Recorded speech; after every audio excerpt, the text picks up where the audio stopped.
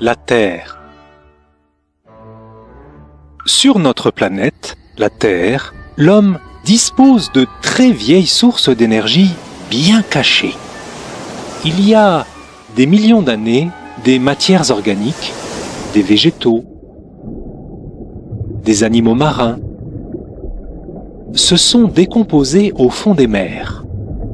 Des millions d'années pour que des matières organiques se transforment en pétrole et en gaz, en énergie fossile.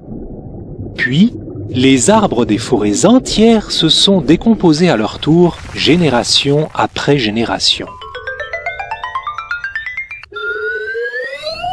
Loin, tout au fond de la Terre, des millions d'années pour que des forêts se transforment en énergie fossile. Oui, des millions d'années pour que naissent le pétrole, le gaz naturel et le charbon. Des énergies qui ne se renouvelleront plus jamais. Depuis peu, l'homme a su trouver au fond de la Terre ces énergies qui ne se renouvellent plus. Voici l'histoire de ces énergies non renouvelables.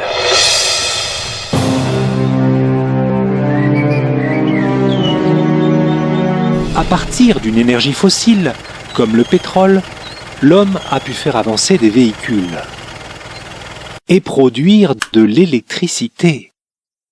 C'est vrai, c'est bien pratique, mais plus on roule en voiture à essence et plus on consomme de pétrole. Mais grâce aux énergies fossiles, l'homme peut surtout alimenter des centrales pour produire de l'électricité. Et l'électricité, tout le monde en a besoin, les usines et les hommes. Les usines sont très gourmandes en électricité. Elles dévorent énormément d'énergie fossile. Du pétrole, miam miam. Du gaz, miam miam. Du charbon, miam miam.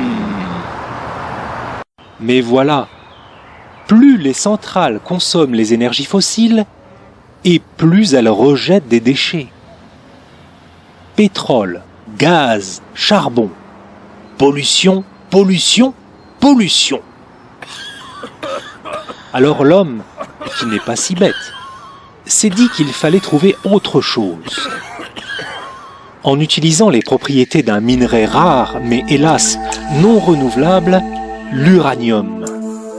Il a réussi à construire des centrales électriques nucléaires qui ne polluent pas.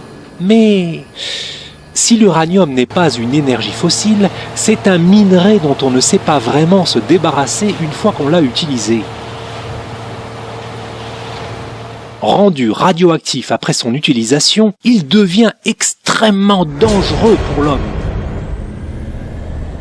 Non.